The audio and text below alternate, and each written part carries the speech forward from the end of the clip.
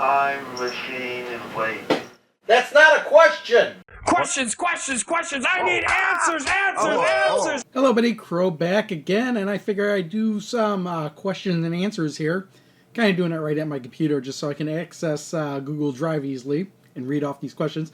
I have 4 of them that I haven't done, but I'm only going to do 3 of them. I think one of them actually will be its own separate video because I might go off a little long on it just because of the subject.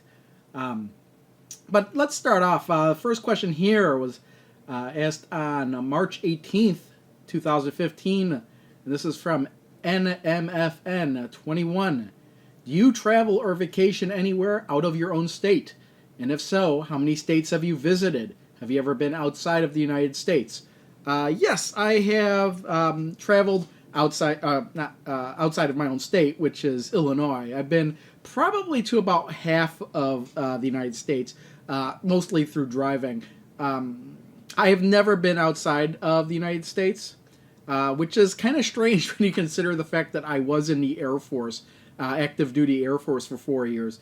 Never went overseas. Main reason for that is because most of the overseas jobs get snatched up pretty quickly to higher ranking people, and one of the reasons they're desirable is not only do you go overseas, but you get a greater per diem than if you were staying stateside, which actually in itself is pretty great to begin with. I mean, when I did Arizona for 3 months, which was out of state, and considering the location, they gave me $90 per day for food and lodging, because we weren't staying on base. So basically we had gotten our own apartments that we'd pay, that we leased for like a monthly thing.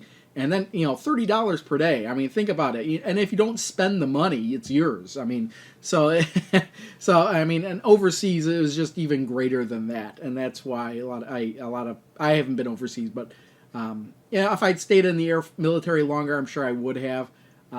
But states, how many states have I visited? I really don't know offhand. I mean, like I said, I'm from Illinois. I had relatives that lived in Wisconsin. I've been there pretty often. Upper Michigan. I'm in Upper Michigan, but not regular Michigan. My grandparents have a cabin up in the Upper Peninsula of Michigan. So we used to go there every summer. I've been to Disney World a couple times in Florida, and once was about a couple years ago, like 2.5 years ago. Drove there, so hit all the states in between here in Florida. My dad actually lives, and my sister now actually live in Arizona, and I actually stayed out there for a couple months. When I was in the military, I was based in Mississippi, Biloxi, Mississippi, which is close to New Orleans and Louisiana. So I've been there. Delaware, North Carolina. It gives you a pretty good idea of where I've been. I've actually never been to Minnesota. That's probably the next place I'm thinking about going. I've always wanted to go to the Mall of America, so Minnesota might be another place I hit up. Maybe even this year. We've got a week off in August, and might maybe taking a trip there. I don't know. Haven't decided yet. Let's move on to the next question. This was asked on March 25th, 2015. From Kolchak 357. Crow, I know you're a big pinball and digital pinball fan. Have you played the Zaccaria Pinball app, available on Android and iOS? Thoughts on it? What's funny was that I knew there was a Zaccaria Pinball app. At first it was only on iOS, and I think it only had 3 tables. And I think it came to Android, and I think it still only had 3 tables. I completely ignored it because it only had the 3 tables, even though one of them was Time Machine. But I looked it up again recently, and it turns out I think all the Zaccaria tables are available.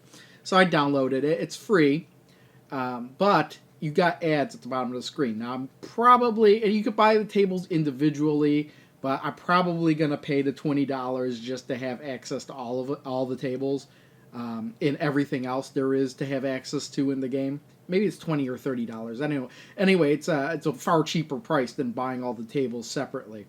And actually may do Crow Plays on all those tables through my phone. And what I think, they're actually pretty good. They're, in some respects, there's more features available than there is in the pinball arcade. You could adjust all the camera angles for each setting, I think. You could set the lighting, you could set physics, I think, even. And everything's adjustable. Like with the pinball arcade on a PS4, your settings are just low, medium, and high for lighting. But I think there's a slider setting on that. I haven't really played it too much because the ads that they show were at the bottom of the screen, right where the flippers were. And I would hit the ads sometimes while playing. But if I could get rid of the ads by paying $20, $30, however much it is, I will probably definitely do Crow Plays on all those tables sometime in the future. Don't know when, but it's something I'm planning on doing whenever I get set up for new Crow Plays. And then the last question I'll do for this video was asked on April 1st, 2015 by Anon, A-N-O-N. What do you think of the Transformers movie so far? Wonder if that was supposed to be an April Fool's joke or if that's a serious question. Now, a little bit background on me and Transformers. When I was a kid, okay, Wheeljack was the very first Transformer I ever got. I can't remember how old I was, maybe 5 or 6 or something like that. Got Wheeljack, Starscream was my second one, and then I just, was getting collections of them since then, okay? But about the time the Generation 2 came out, I really wasn't getting Transformers anymore. I was kind of older. I think one of the last Transformers I actually got from when I was a kid was one of the Headmasters. And the Headmasters were where the head was like a person or something like that in a suit, and they kind of folded it in half and created the head that you plugged in to the Headmaster. And that's the last thing I remember. Generation 2 is when they started making Megatron a tank instead of a gun, which is understandable. I mean, the laws were changing and everything, but still, to this day, I prefer Megatron as the gun. With all that being said, and, when Beast Wars came out, I completely lost interest. I was never interested in the Transformers transforming into animals. That was not my thing. I liked that they were cars and planes and whatnot that transformed into robots. I really like that. Now, turning them into animals really lost it for me, and that's when I kind of stopped on Transformers almost altogether. However, when I heard there was a live-action Transformers movie coming out, I got excited for it. After watching it, though, in theaters, I went with all my friends, we saw it, and I kind of had a general positive overall experience with it, even though I didn't like the way they made all the robots look. They almost all look like a giant mishmash of metal. I didn't like the flames they put on Optimus Prime. I didn't like the fact that Optimus Prime now had lips. I liked the little shield. And maybe they were like, oh, we got this technology to make his mouth move. We can't show his mouth moving if he's wearing the shield over his mouth. So then they made it where the shield only appears over his face when he's in battle. Otherwise, you see his lips move, and I don't like it. Moving on, the second Transformers movie, that's when I really started to think that the series was nothing but Shia LaBeouf running around and there just happened to be robots in it. That's when the revelation kicks in. This movie name is Transformers, and most of the time we're worried about the humans. No, it's not the way it really worked. Even in the animated show back in the 80s, it was really, it was mainly about the Autobots and the Decepticons. And, occasionally humans would be in there, especially like Sam and his father, Spike. I think that's Sam and Spike, Sam Witwicky. At least they got the names of the characters right in the movie.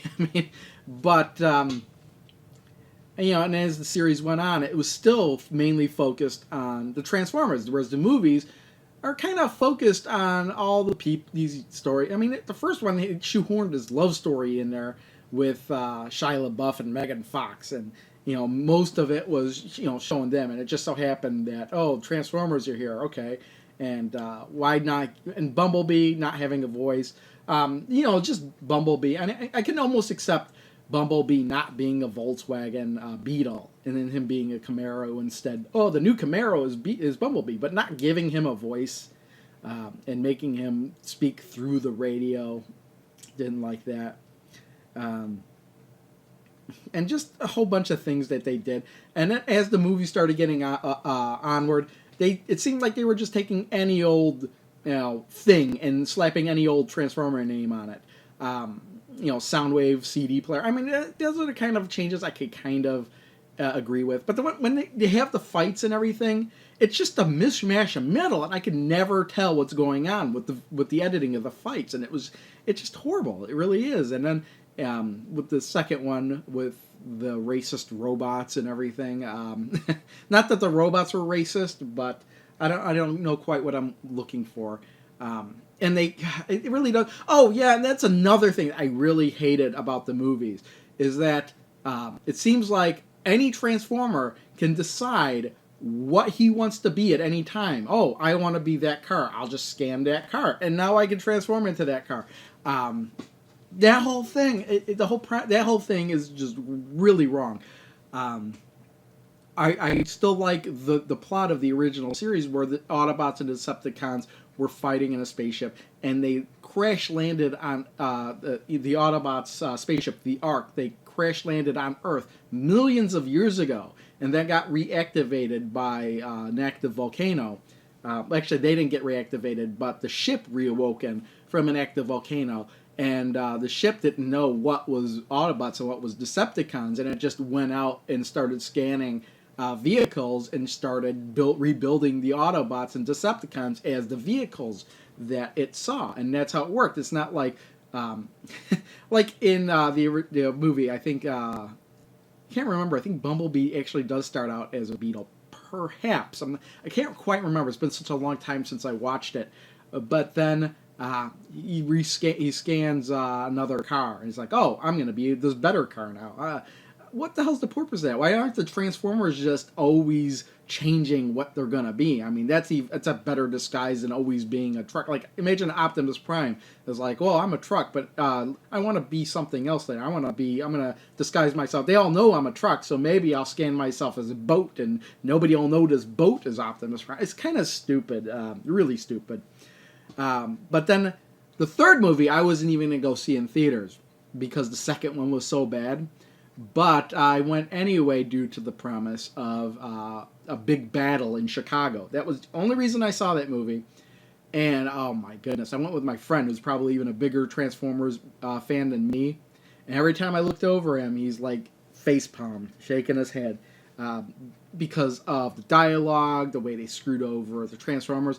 I mean, Shockwave is in that movie. Shockwave in the main Transformers animated series always stayed on Cybertron, and he transformed into this kind of futuristic gun thing.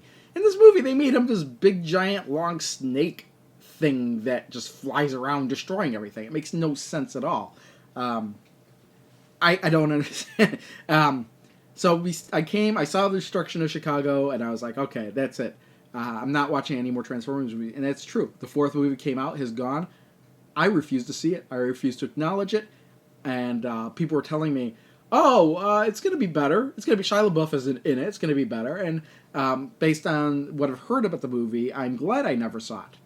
But that being said, there is a really good Transformers movie. This is it. This is the only Transformers movie we need. And it's actually set in the place and the timeline. In fact, I have two copies of it. It's set in the timeline of the animated TV series. If spoiler alerts, Optimus Prime dies, Megatron gets reborn as Galvatron, and then it kicks off the new series of the animated series where they killed off a lot of popular characters, but then they brought in newer characters, new toys to sell and whatnot. I can understand that.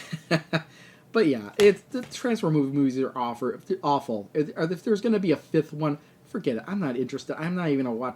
I might watch the trailer just out of curiosity, but forget it. Those movies are done. Screw them. They're good. Fuck it. I don't care. I do have this, though.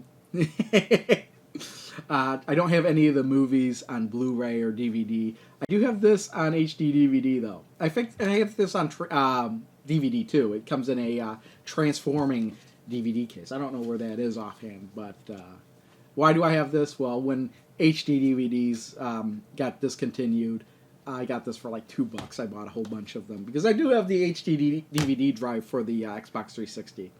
So I thought it would be kind of fun to have a couple of these. Anyway, that's it.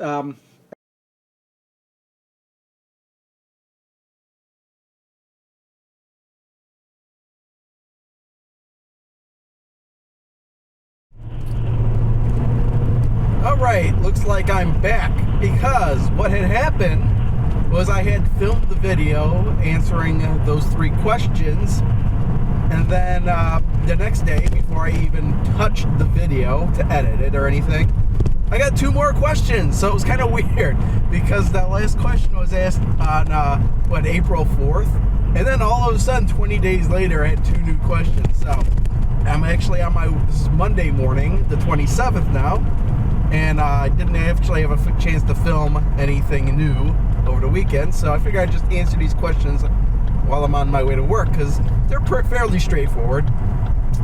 So, next question is from Bang Zinga Pow. He asked this on April 24th, and his question is your favorite Simpsons episode.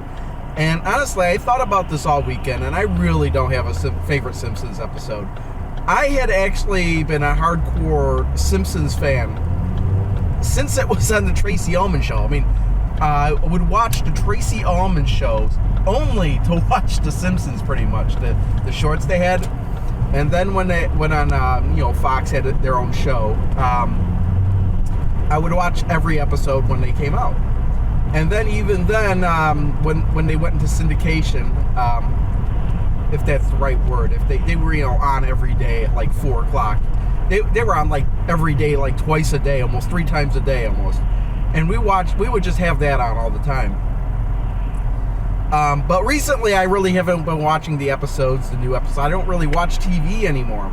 And I either will wait for the whole season to be over before I either download or watch it, or then I'll just buy them on DVD. So I have all the Simpsons DVDs that have been out. But you know what? There have been so many Simpsons episodes, and I've seen so many bits and pieces of episodes, that it's not the episodes that I think about. Like, I don't think about the whole episodes. I rather think about the little jokes and everything in each episode. So to me, it's more like the favorite Simpsons jokes that, things that have made me laugh. And I can tell you, one of the things, and this is the stupidest stuff that makes me laugh too. I can't remember the episode, but there was an episode where this guy, and he's like, he seems like a total doofus, and he comes riding in on town, literally on the back of a turnip truck, and right in front of Milhouse and Bart, he falls off the turnip truck. And to me, that's the kind of thing I find hilarious, and it's like one of my favorite Simpsons moments. Also, when the Mr. Plow song commercial they did, Mr. Plow, that's my name, that name again is Mr. Plow, that kind of thing I found funny. When Homer did Spring Shield and they did a commercial for that, the commercial's pretty funny because they had the monster come out, and Homer comes out. It's like, you need Spring Shield, and he gives the monster his card, and the monster goes, monster puddin' wallet, and that kind of hilarious. This is really bad traffic. I'm just noticing. I'm kind of driving on autopilot here, but this is horrible. You know what? I was leaving late for work anyway, and there's absolutely no way I'm getting to work on time now anyway. But yeah, it's just Simpsons moments here and there that I always find hilarious. And it's not really the whole package as a whole, because there might be a joke in an episode I find completely boring or completely non-interesting. But then there's this one joke that I'll just sit and wait for the episode. Like really early episodes when Bart was stealing like Homer's money or something like that, and he's running down the stairs, and it's like a parody of Indiana Jones, and Homer trips down the stairs and he becomes the boulder like chasing Bart down the stairs. That's the kind of thing I find hilarious. Anyway, let's move on to the next question. I don't want to be making this video any longer than it needs to be added on to the other 3 questions, and I'm sure that was already 20 minutes. Last question is from Anon again, and he had a question. He was asking me what I thought about the new Joker design for the movie. And what's funny was that I had seen that picture. I mean, when that picture came out, it kind of exploded all over social media. I kept seeing it here and there. And I never really bothered to check what it was from. I just kept saying, Joker's in the Suicide Squad. Joker's in the Suicide Squad.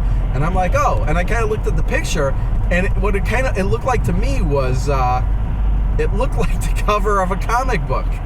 I didn't realize that was actually an actor dressed up in the makeup like they would use for the Suicide Squad movie that would come out next year. And I'll just get straight to the point. I don't have any problem with it at all. I really don't.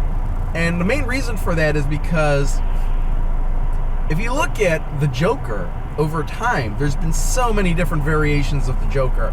I mean, we've had the Cesar Romero Joker, the Jack Nicholson Joker, the Heath Ledger Joker. We've had the Joker from the Batman animated series, and the Joker in the video games. And he always seems, the Joker in the video games always seems to be different too. This Joker is okay with me. I mean, he's got the tattoos and stuff. The main thing is that he looks crazy. He's got that demented smile on his face, and that's to me what the Joker should be. He should always have that really crazy smile on his face, and that's the one problem I had with the Heath Ledger Joker. I mean, everybody seems to have loved the Heath Ledger Joker. He's not one of my favorite Jokers, and it's mainly because he never really smiled a whole lot. He never was really psychotic and laughing, which is what I always imagined the Joker to be. It's what the portrayal was in most other versions of Batman. You know, this maniacal, laughing, crazy, smiling Joker. And Heath Ledger Joker just wasn't like that. Now, I'll say it's not a bad Joker. I mean, it really fits that movie, The Dark Knight. But it's not really, you know, the whole Dark Knight thing isn't really the Batman I kind of go with, I guess. I mean, it's more of a gritty, realistic Batman, and that's fine. But I like a little bit more campy. You know, I like the 60s Batman. I like, you know, even though at the time in the 90s, the 1989 Batman movie with Michael Keaton, directed by Tim Burton, at the time, that was the gritty, edgy Batman. And now, that does seem like a kind of a little bit campy now. But, you know, times change, things change. And the Joker in the Suicide Squad, you know, I mean, honestly though, if they were going to make a Suicide Squad movie, I would think that they would kind of populate it with lesser known DC villains. Not just jump right for the Joker and put him in the Suicide Squad. You know, I don't know if that's what really happened in the comic books or not, but, you know, I kind of would think that they'd try to do something like Guardians of the Galaxy did, what Marvel did with Guardians of the Galaxy, where they take lesser known you know, superhero characters and they put them in a movie, and man, look at that thing blow up. I mean, they could have done Suicide Squad and put Harley Quinn in there and some other DC villains, and I think it would have done just fine on the DC name alone, and just Harley Quinn. But I think they're just DC's pulling out the big guns right away, and they're like, oh, let's put Joker in a Suicide Squad movie right away. That movie's not coming out until next year anyway. If you think about it, there's tons of superhero movies coming out between now and then anyway, so who knows? Maybe they'll even change the entire concept and or the movie, or maybe they'll even, I don't know. I don't know how far in production they are with this movie. Maybe it may not even come out at all. Anyway, that's it. Like I said before, I got one more QQQAAA video to make, and that's on the Amiibos. And it's funny is I already filmed that video, but I'm probably going to film it again because my wife expressed interest in voicing her opinion on that question as well. So I'll still have to film that. So, yeah, and Amiibos is almost at a breaking point right now. The day I'm filming this, the pre-orders are going live. In-store pre-orders are going live at Toys R Us. And everybody's losing their shit. Anyway, I'm going to cut this video right now and get my ass to work. Thanks everyone for watching. See y'all next time.